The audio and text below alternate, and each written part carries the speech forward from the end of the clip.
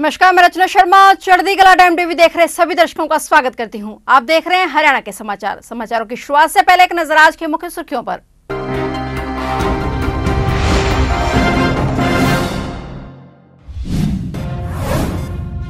चढ़ती कला media group के चेयरमैन पद्मश्री जगजीत सिंह दर्दी जी की माता सरदारनी हरबंस कौर जी का निधन। हरियाणा सिख गुरुद्वारा प्रबंधक कमेटी के प्रधान बाबा करमजीत सिंह ने गहरा शोक किया व्यक्त। राज्यपाल बंडारू दत्तात्रेय ने ITBP Bhanu 23वीं Akhil Bharatiya police band प्रतियोगिता का किया शुभारंभ। हरियाणा सरकार सैनिकों व उनके परिवारों के कल्याण के लिए प्रतिबद्ध। मुख्यमंत्री की अध्यक्षता में हुई high power working committee. CM की अध्यक्षता में लगभग 155 करोड़ रुपए की 4 परियोजनाओं को मिली मंजूरी।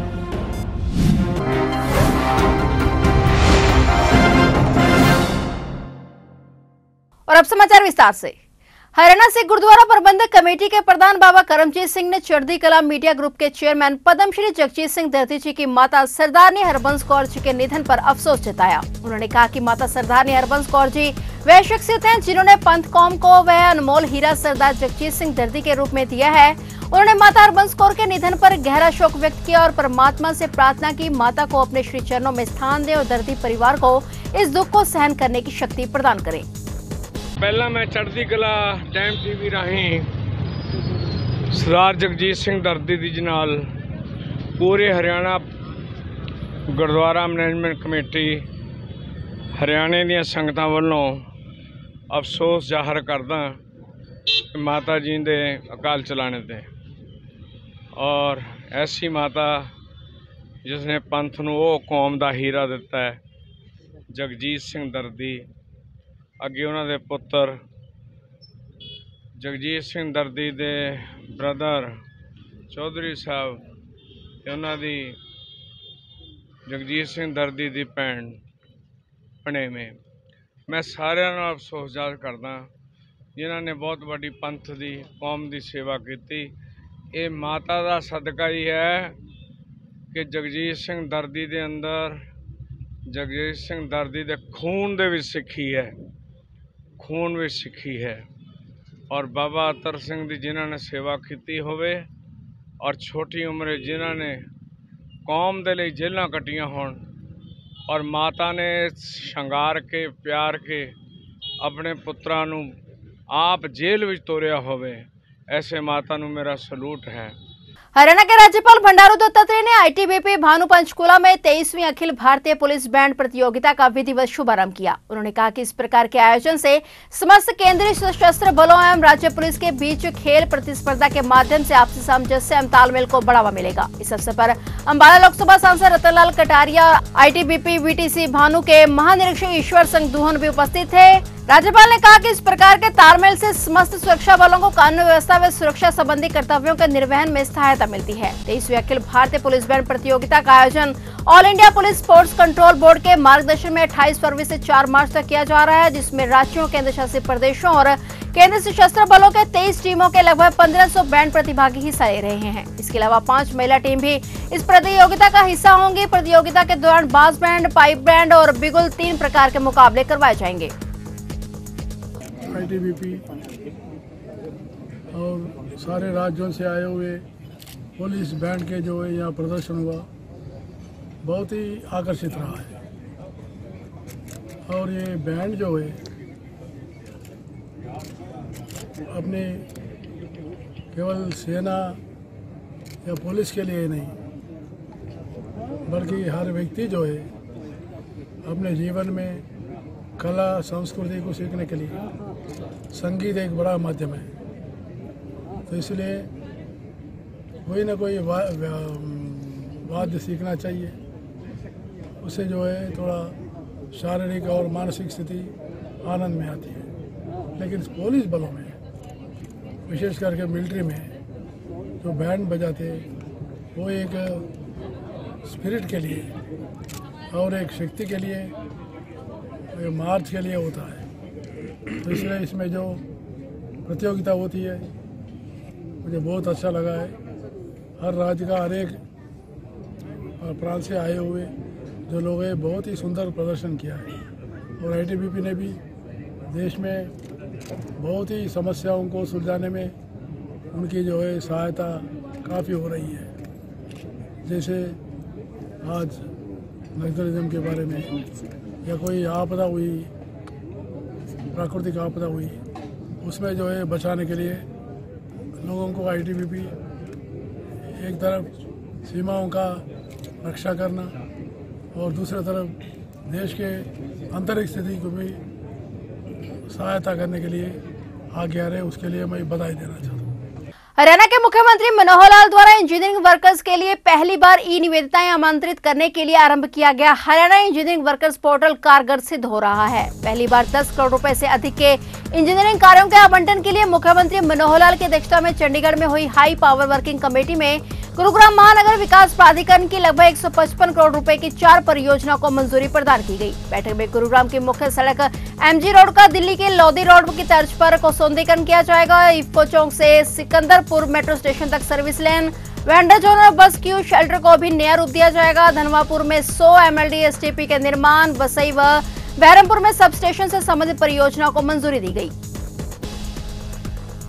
रोहतक में ऑल इंडिया कांग्रेस कमेटी पिछड़ा वर्ग विभाग के राष्ट्रीय महासचिव अनिल सैनी ने एक पत्रकार वार्ता का आयोजन किया, जिसमें उनके साथ कलन और हल्के से विधानसभा प्रत्याशी रहे प्रमोद सिंह पुरिया, सुशील सैनी, जगदीश चहल मौजूद रहे। इस दौरान अनिल सैनी ने बताया कि आगामी 4 मार्च को Rajiv Gandhi stadium gate number 3 के सामने लाड़ौत रोड स्थित रुकमणी पैलेस में रोहतक सोनीपत लोकसभा के दलित पिछड़े कांग्रेस कार्यकर्ताओं की बैठक आयोजित की जाएगी। इसमें पूर्व केंद्रीय मंत्री एवं कांग्रेस राष्ट्रीय महासचिव कुमारी शैलजा बतौर मुख्य अतिथि कार्यक्रम में शिरकत करेंगी। उन्होंने बताया कि इस बैठक का मुख्य उद्देश्य दलित एवं पिछड़ा वर्गों के हकों का आवाज उठाना है। उन्होंने बताया कि रोहतक व सोनीपत लोकसभा के दलित व पिछड़ा वर्ग के करीब 20 लाख वोट है, मगर इस हिसाब से राजनीति में प्रतिनिधित्व न के बराबर है।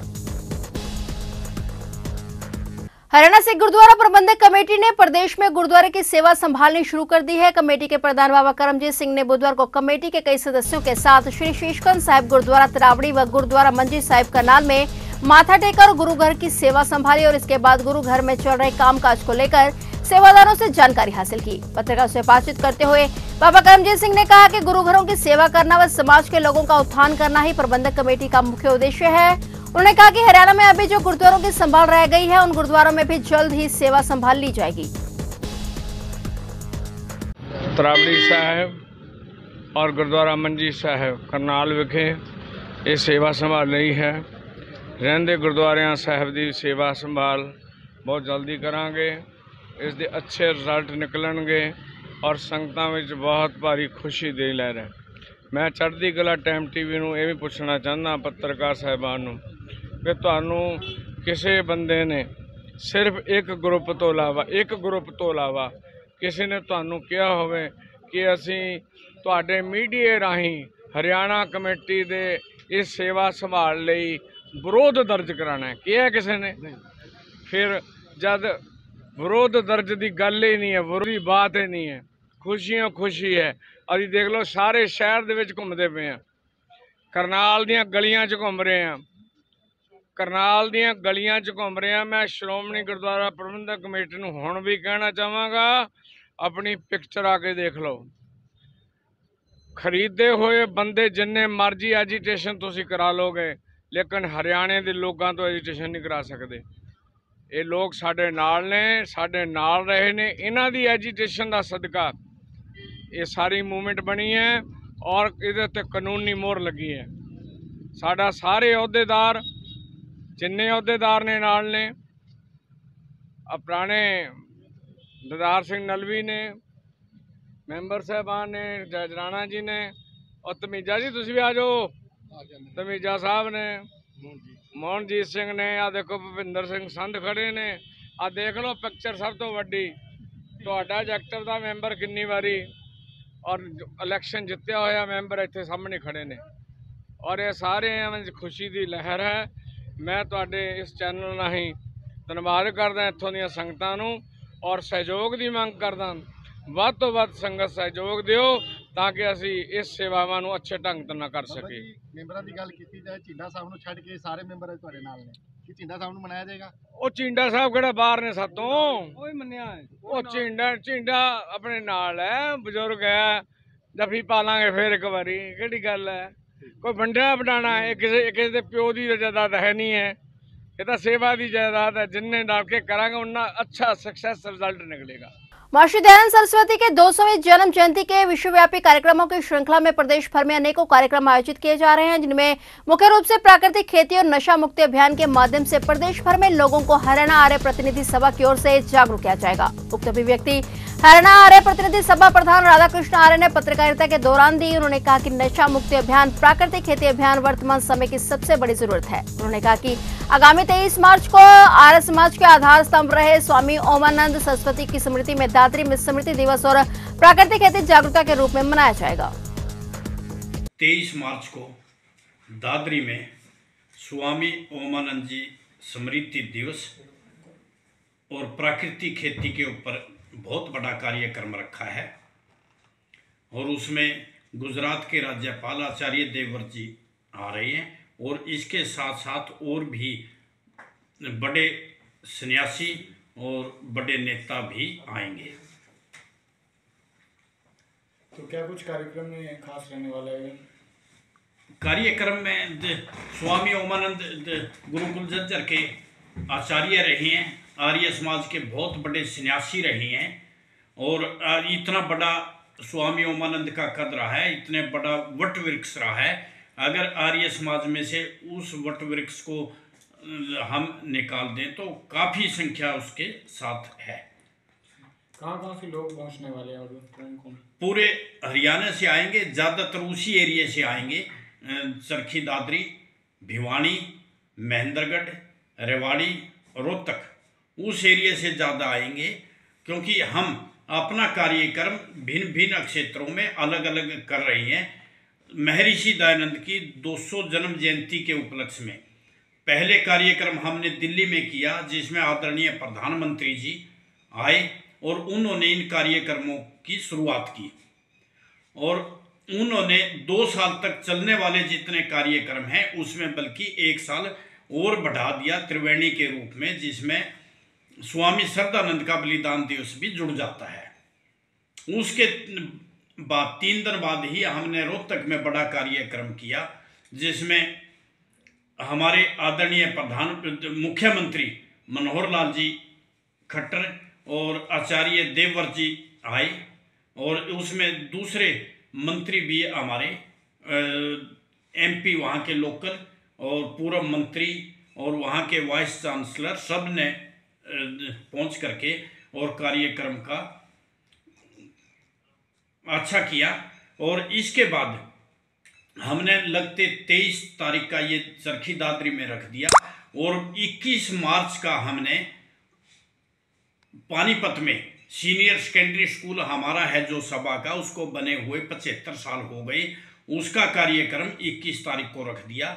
सांसद नायब सिंह सैनी ने कहा कि सांसद आदर्श ग्राम योजना के तहत गांव हजवाना व कठवाड़ को गोद लिया गया है, जिनमें भी विकास कार्य जिन गाँव में चल रहे हैं उन सभी को जल्द पूरा करने का कार्य संबंधित विभाग करें ताकि आमजन को उसका सीधा लाभ पहुंच सके। आमजन को सरकार की विभिन्न जन कल्याणकारी योजनाओं का लाभ लेने के लिए भी समय समय पर जागरूक किया जाए। सांसद नायब सिंह सैनी ने सांसद आदर्श ग्राम योजना के दृष्टिगत अधिकारियों की बैठक लेकर आवश्यक दिशा निर्देश दे रहे थे। उन्होंने कहा कि दोनों गांवों में स्वच्छता, पौधारोपण, गंदे पानी की निकासी के साथ समुचित व्यवस्था की जाए।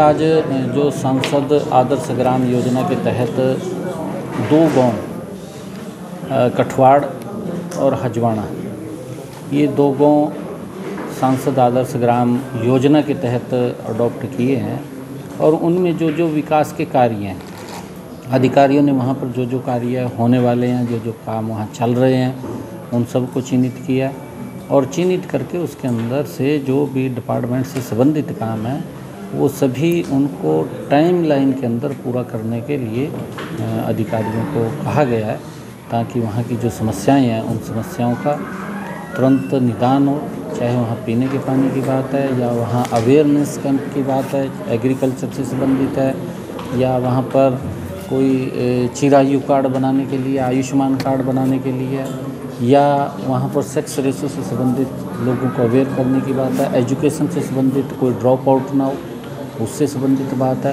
कि इन सब बातों को लेकर के आज सभी अधिकारियों के साथ बैठ करके डीपली उसके ऊपर चर्चा हुई है और चर्चा के बाद जो भी काम जिस भी विभाग के हैं वो विभाग उसके अंदर तेज़ी से उसको आगे बढ़ाने का काम करेगा।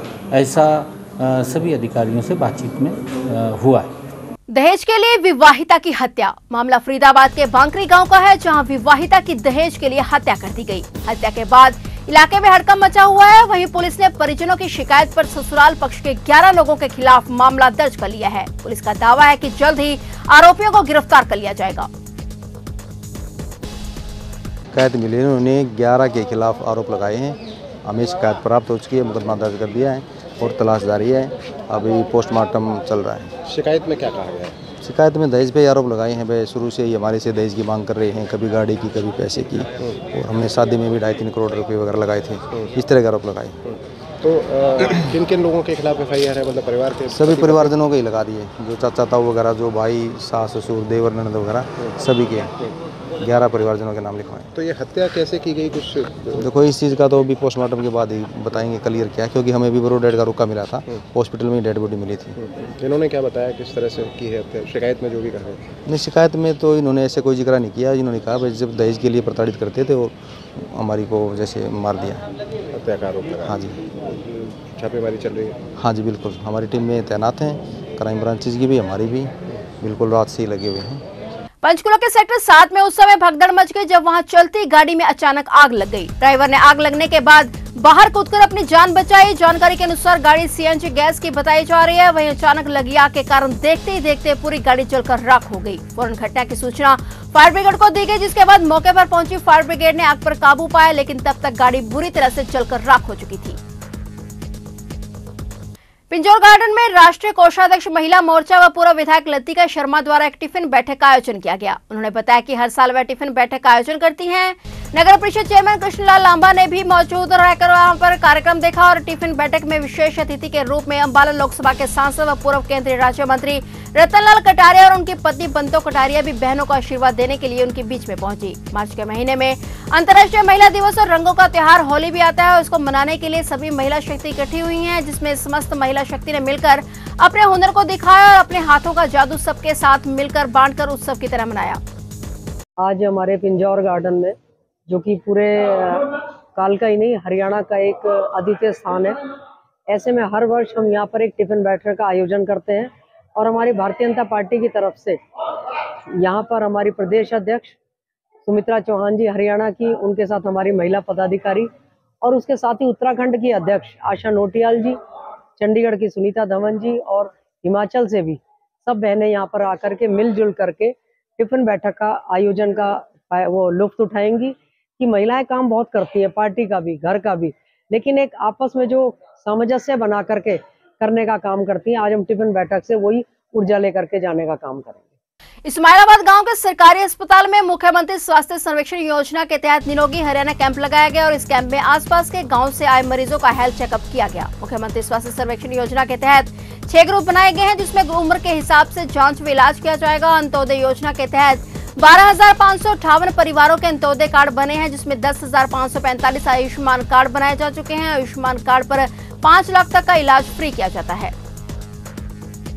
मुख्यमंत्री स्वास्थ्य सर्वेक्षण योजना MMSSY जो प्रोग्राम है, जो योजना है, उसके अंतर्गत हरियाणा राज्य के जितने भी अंत्योदय परिवार हैं, अंत्योदय परिवार वो परिवार हैं जिनकी जो आय है वो सालाना आय जो है वो 1,80,000 रुपये से कम है, तो वो सभी अंत्योदय परिवार जो हैं उनको सरकार की तरफ से उनके आयुष्मान कार्ड बनाए जाते हैं, ताकि उन परिवारों में अगर कोई भी परिवारजन किसी भी बीमारी से अगर ग्रस्त होता है तो सरकार के द्वारा 5 लाख रुपए तक का इलाज की सेवाएं उस सदस्य को मुफ्त प्रदान की जाएंगी।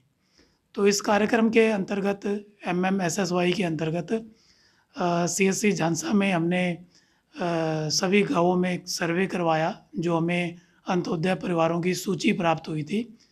तो हमारे पास लगभग 12,000 परिवारों का जो था वो लक्ष्य था, जिसमें से लगभग 10,500 हम कार्ड बनवा चुके हैं और जो 1200-1300 कार्ड नहीं बन पाए उसमें कुछ टेक्निकल इश्यूज़ हैं कि कोई फिंगरप्रिंट स्कैन नहीं हो पाया या किसी का कार्ड नहीं बन पाया किसी भी कारण से, वो भी अंडर स्क्रूटनी है।